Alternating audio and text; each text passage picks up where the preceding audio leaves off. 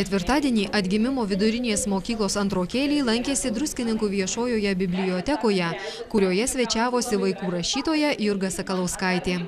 Pasakas mažiesiems rašanti moteris mokinukams pristatė savo knygelę Smagiosios Pelytės Smailytės istorijos, kurios pagrindinė herojė Pelytė Smailytė patenka į įvairias kasdienės situacijas ir bando surasti geriausią išeitį iš jų.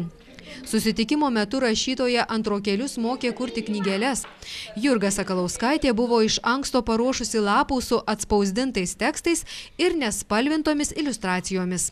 Jas antrokėliai pasitelkę savo fantaziją turėjo nuspalvinti ir tik po to, padedami rašytojos, knygelę galėjo susekti.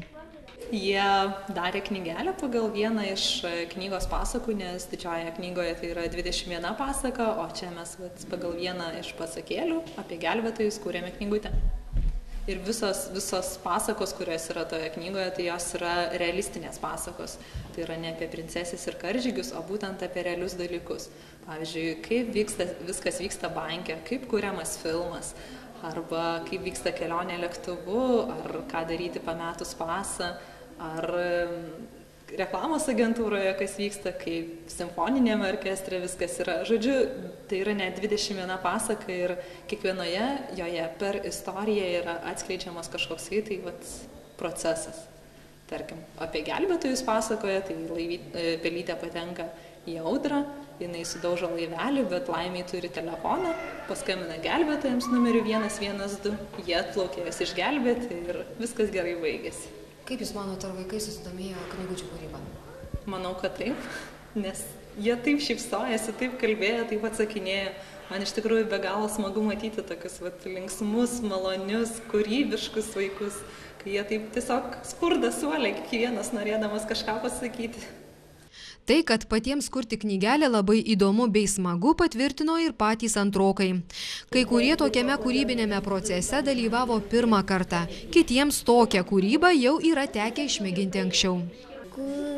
Vieną kartą esu sukūrus savo prailgintojų grupiai labai mažą užrašų knygelę, tada esu namuose nedidį knygą sukūrusi, ir dabar čia, ne pirmą kartą aš kūriau.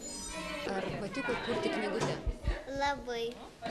Nes taip įkvėpia ir tada, kai suaugus, tai būna, tai labai įkvėpia tada ir gali pati kurti tą knygelę ir būti rašytoja, kai nuo vaikystės pradedi, tai labai įkvėpia. Norėčiau, kad dar kartą padaryti knygutę, nes įdomu labai, faina būna.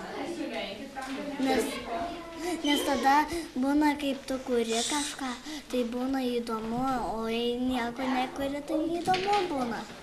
Tądien mokiniai galėjo stebėti ir animacinį filmą, sukurtą pagal Jurgos Sakalauskaitės pasaką Smagiosios Pelytės Smailytės istorijos. Po susitikimo su vaikų rašytoja visi antrokėliai išėjo nešini pačių pagamintomis knygelėmis, nekantraudami jas parodyti savo draugams bei šeimos nariams.